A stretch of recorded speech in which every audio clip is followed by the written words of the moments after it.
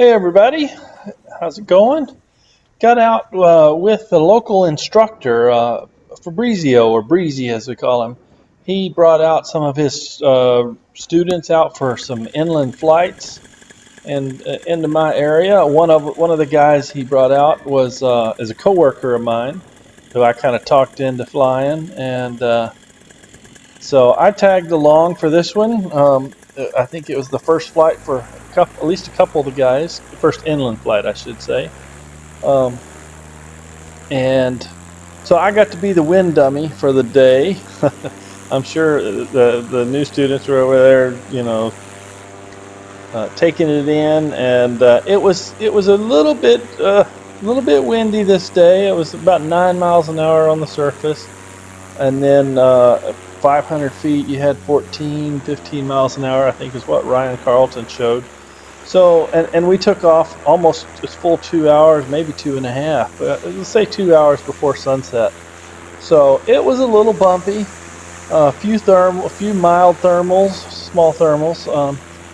So it was interesting being the wind dummy. I had to come back and report how it was, and I didn't really want to give them the thumbs up because I knew the bumps would be attention getting to the new guys, and I didn't really want to give them thumbs down. So you see my hand there; it's kind of like it's in between. That's kind of what I said. I really wanted to see them go ahead and launch, but I knew it would be, it wasn't butter smooth air for the first, but no, it wasn't the first flight for any of these guys. It was just kind of moving from the beach to inland, I think was the idea that he had for them. And there's, I think that's my coworker Jamie, I think, taking off there.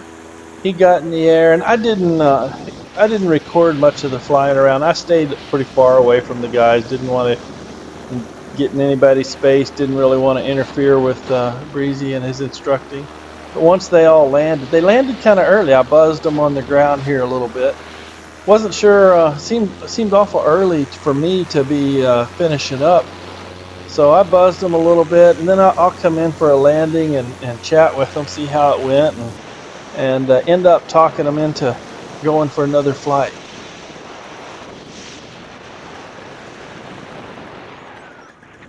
Before we do that, it's always good to come down, see what everybody thought about the air, and for I'm sure it was a lot different than beach air. So here we'll just listen in some of the early comments.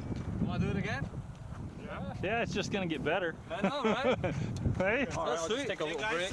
I know, you were kind of tense. I was tense, man. I know how you feel. Yeah, if that was a... Guys, when I went up in the air, that's the bumpiest I've ever been in my life. I know. That The wing was surging back. But you already, look at the bright side. You already built your bump tolerance. Yeah, that's why I did that. It was like, I knew it was safe, but I knew the new guys would be... I would be tense. I've never. Eventually, we had our little chat, and I sat and stayed on the ground and watched them all get in the air.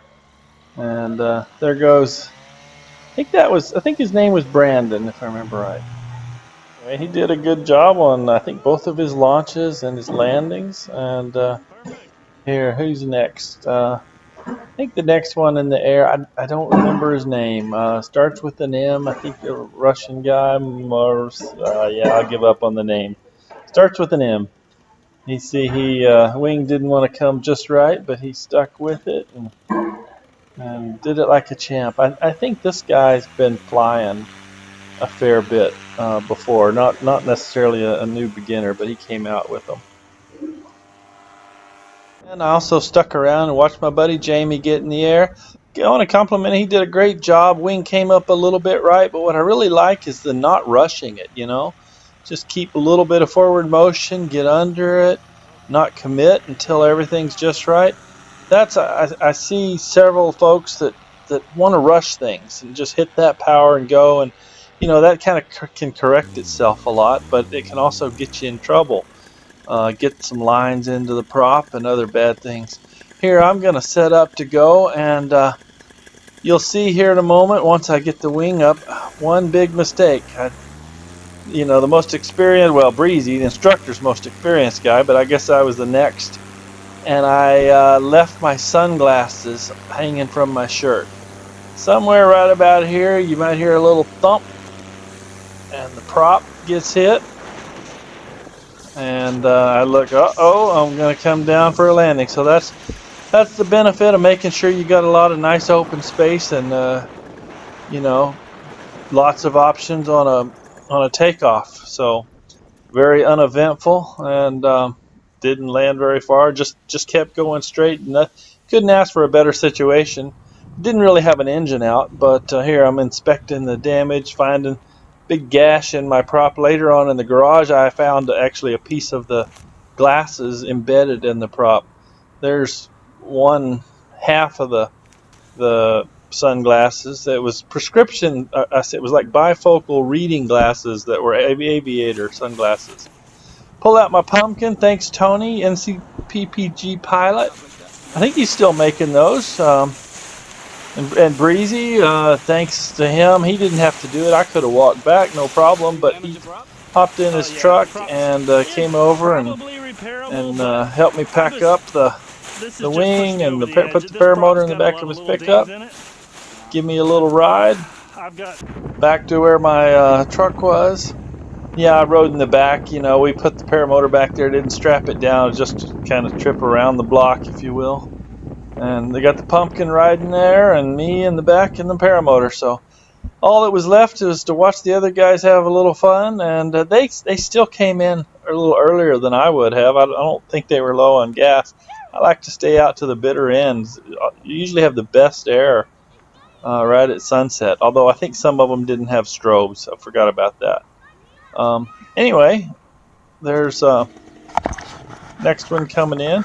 That's Brandon. He kind of had a bit of a skidding landing, but went well. It was all good. So I hope to see you guys in the air sometime soon. Have a good one, everybody.